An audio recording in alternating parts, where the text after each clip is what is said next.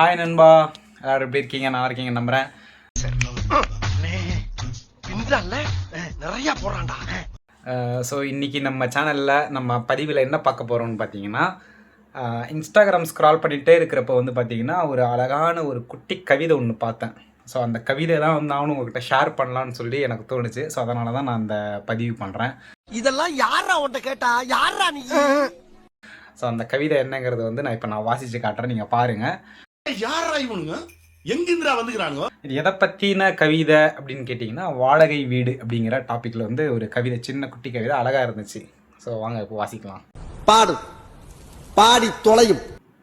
தயங்கி தயங்கி தண்ணீர் பிடித்தோம், பயந்து பயந்து ஆணி அடித்தோம், சத்தம் போடவும் சங்கடம் கொண்டோம், ஜன்னல் திறக்கவும் அனுமதி கேட்டோம், உறவுகளை வீட்டில் தங்க மறுத்தோம், இரவில் இடமில்லாமல் நெருக்கடியில் படுத்தோம், கை தூக்கினால் ஃபேன் தட்டும், கால் நீட்டினால் சுவர் இடிக்கும், வருடா வருடம் கேலண்டர் மாறிக்கொண்டே இருக்கிறது எனது முகவரியும், வேண்டும் முகவரி மாறாத சொந்த வீடு.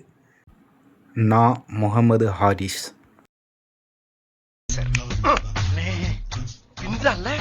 நிறைய போறான்டா. இந்த கவிதை பார்த்தீங்கன்னா எனக்கு ரொம்ப பர்சனலி வந்து ரொம்ப ஒரு அட்டாச்சான ஒரு கவிதையாக இருக்குங்க. ஏன்னா நாங்கள் சின்ன வயசுலேருந்தே இப்போ வரையுமே நாங்கள் வந்து வாடகை வீட்டில் தான் இருக்கோம். ஸோ என்னைக்காச்சும் ஒரு நாள் நாமளும் சொந்த வீடு வாங்கிட மாட்டோமா, சொந்த வீட்டில் இருந்துட மாட்டோமா அப்படிங்கிற ஒரு ஆதங்கத்தில் இருக்கோம். ஸோ பார்ப்போம், இறைவன் இருக்கான், ஒரு நாள் நாமளும் வாங்குவோம். இல்லைங்க, முதல்ல வாங்கணும், அப்புறம் தோண்டணும், அப்புறம் தான் கட்டணும். மறக்காம சர்ப்ரைஸ் பண்ணுங்க. தேங்க்யூ.